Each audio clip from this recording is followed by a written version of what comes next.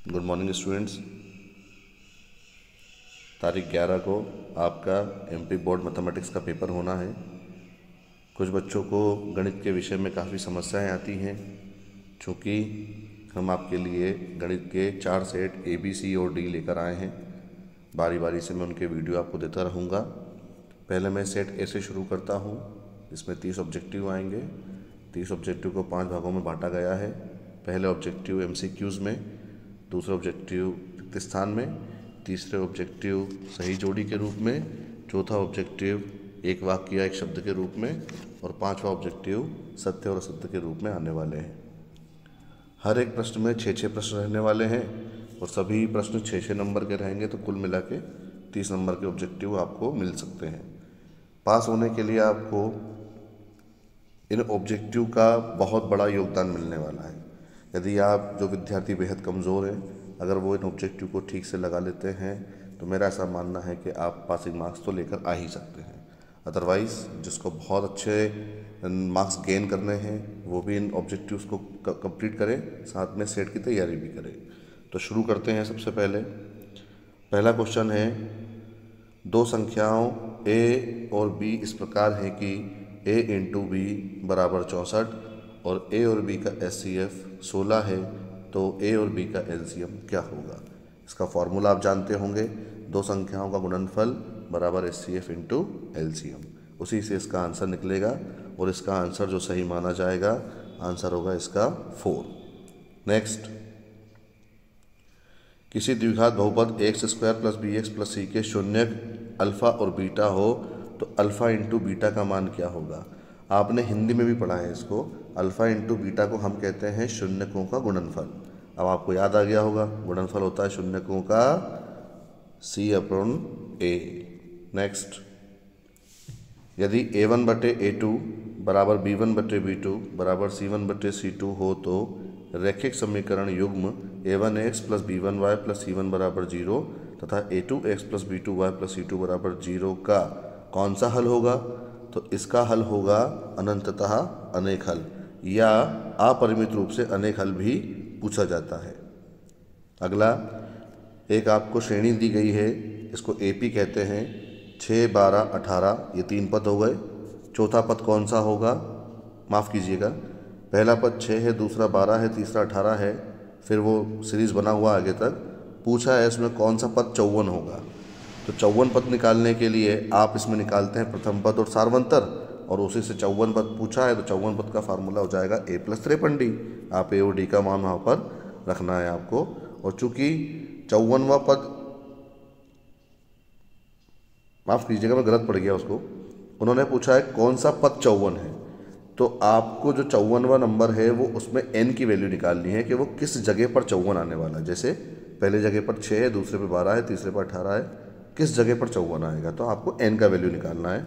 तो यहाँ पर 9वें नंबर पे 54 आएगा, उसका सही आंसर है 9, 9वां पद। नेक्स्ट, 5वां, त्रिभुज दिया गया है ABC। त्रिभुज ABC में AB दिया है 6√3 सेंटीमीटर, AC दिया है 12, BC दिया है 6 सेंटीमीटर।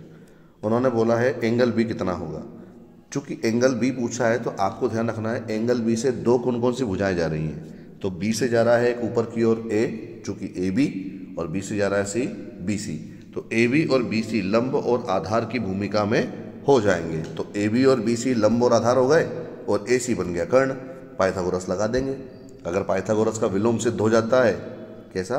दोनों छोटी भुजाओं के वर्गों का योग तीसरी बड़ी भुजा के वर्ग के बराबर अगर आता है, हम कह देंगे हमारे त्रिभुज का कोण हो जाएगा 90 डिग्री। तो इसका सही आंसर है 90 डिग्री। अगला, दो बिंदु, पहला A दूसरा B।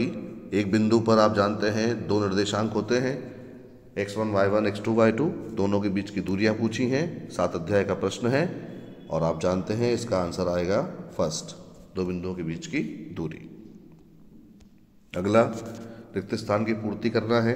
पहला क्वेश्चन है, प्रत्येक भाज्य संख्या को खाली स्थान संख्याओं के गुणनफल के रूप में व्यक्त किया जा सकता है।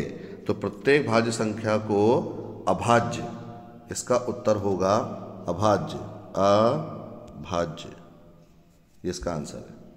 नेक्स्ट,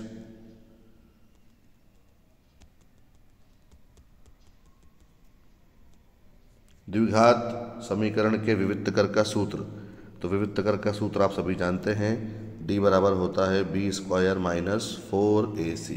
ये इसका सही आंसर है। अगला, किसी समांतर श्रेणी का nवां पद 3 + 2n हो तो श्रेणी का प्रथम पद क्या होगा? प्रथम पद को हम a1 भी कहते हैं, चूंकि an हमारा nवां पद होता है। अगर पद का नंबर निकालना है तो हम n की जगह पर नंबर को रखते जाते हैं। जैसे कि दूसरा पद, तो n की जगह पे 2 को रख दो तो हो जाएगा a2। उन्होंने पूछा है प्रथम पद, n की जगह पर रख दोगे 1। प्रथम पद मतलब n का वैल्यू 1 है, 1 रख दीजिए आप n की जगह पर, तो 3 + 2 × 1 आंसर इज 5। इसका सही आंसर क्या होगा?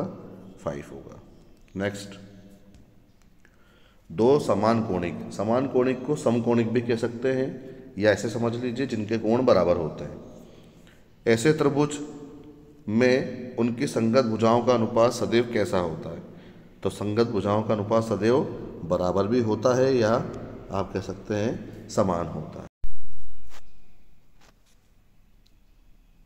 3 मीटर ऊंची मीनार के पाद बिंदु से, तो मीनार 3 मीटर ऊंची है, पाद बिंदु से दूरी भी 3 है। उन्होंने पूछा है उन्नयन कोण क्या होगा? उन्नयन कोण यहाँ बनेगा, उसके लिए हम जानते हैं लंब बटे आधार, तो 3 से 3 कट जाएगा, उत्तर 1 आएगा, और एक मान होता है 45 डिग्री का, तो इसका सही आंसर 45 डिग्री। अगला क्वेश्चन, वृत्त को 2 बिंदुओं पर प्रतिच्छेद करने वाली रेखा का क्या नाम होता है? आप अच्छे से जानते हैं, उसका नाम होता है छेदक रेखा। अगला, सही जोड़ी है, सही जोड़ी बहुत ध्यान से भरिएगा, अगर एक गलत होती है तो दूसरा अपने आप गलत हो जाता है। तो विद्यार्थियों, 1 + cot² थीटा का होता है cosec² थीटा, तो पहले का हो जाएगा f, सेकेंड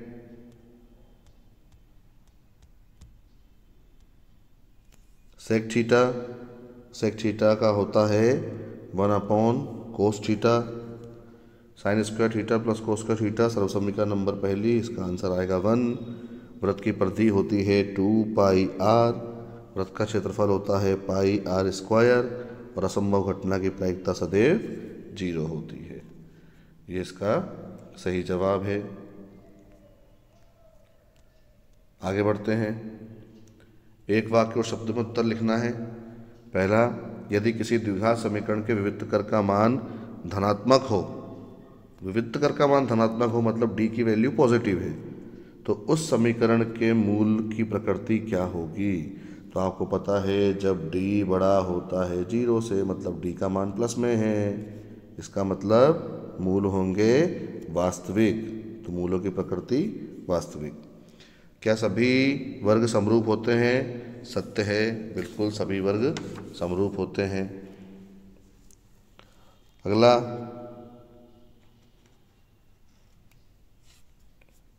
वृत्त की स्पर्श रेखा वृत्त को कितने बिंदुओं पर स्पर्श करती है? तो वृत्त की स्पर्श रेखा वृत्त को एक बिंदु पर स्पर्श करती है। 2 बिंदु दिए गए हैं, दोनों को मिलाने वाले रेखाखंड के मध्य बिंदु के निर्देशांक लिखिए। कैसे लिखेंगे मध्य बिंदु का निर्देशांक? x1 + x2 बटे 2, तो x1 का मान तो हो गया है 1 और x2 का मान हो गया है 3, तो 1 + 3 बटे 2, ये हो जाएगा 2, और 4 + 2 बटे 2, ये हो जाएगा 6 बटे 2, मतलब 3 इसका उत्तर आ जाएगा। तो 2 और 3 इसका सही उत्तर आएगा। चूँकि आपको लिखना कैसे है उत्तर, तो आपको उत्तर लिखने के लिए ऐसे प्रयोग करना पड़ेगा। आप लिखेंगे ब्रैकेट के अंदर 2,3, इन निर्देशांक हो गए आपके। चलिए आगे बढ़ते हैं।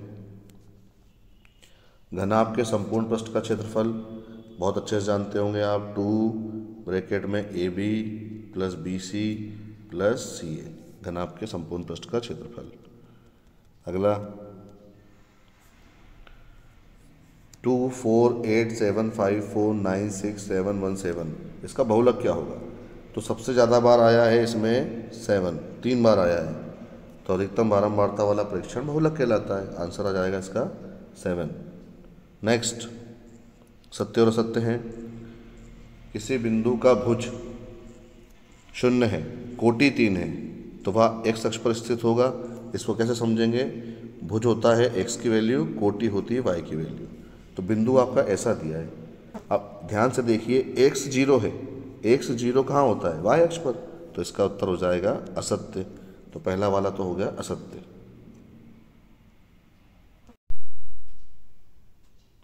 पहला, किसी बिंदु का भुज 0 है, कोटि 3 है, तब वह x अक्ष पर स्थित होगा। तो इसका उत्तर है असत्य। क्यों ऐसा है? इसका आंसर, भुज होता है पहला मान जो कि 0 है, कोटि होता है दूसरा मान जो कि 3 है।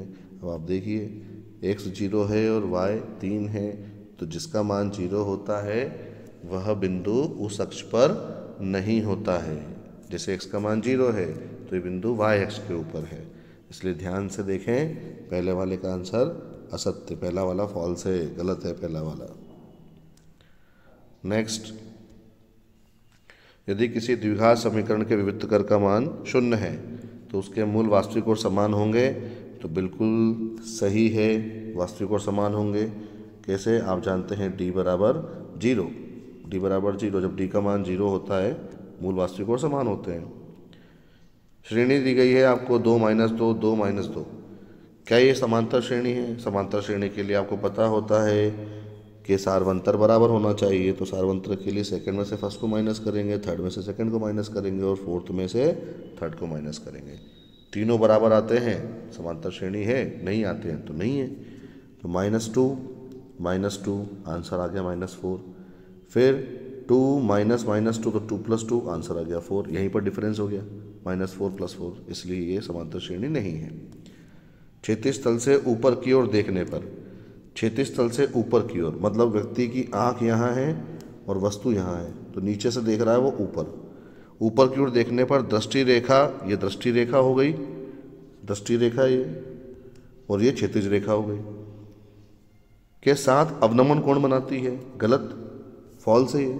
अवनमन कोण नहीं बनाती है, उन्नयन कोण बनाती है। जब वस्तु ऊपर होती है उन्नयन कोण बनाती है।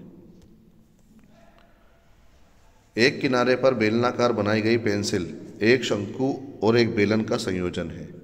बहुत अच्छा ऑब्जेक्टिव है।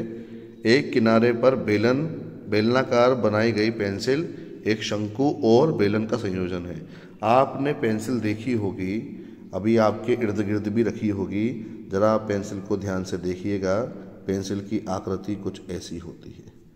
तो पेंसिल की आकृति अगर ऐसी है तो नीचे तो बेलनाकार भाग हो गया और ऊपर शंकु के आकार का भाग हो गया, इसलिए बेलन और शंकु का संयोजन होता है, इसलिए आंसर इसका सही है।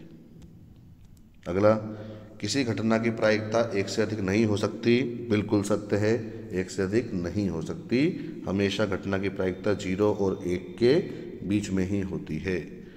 तो विद्यार्थियों, आप इसकी ठीक से तैयारी करें और मुझे पूरा विश्वास है गणित में आप जरूर अच्छे नंबरों से पास होंगे। धन्यवाद।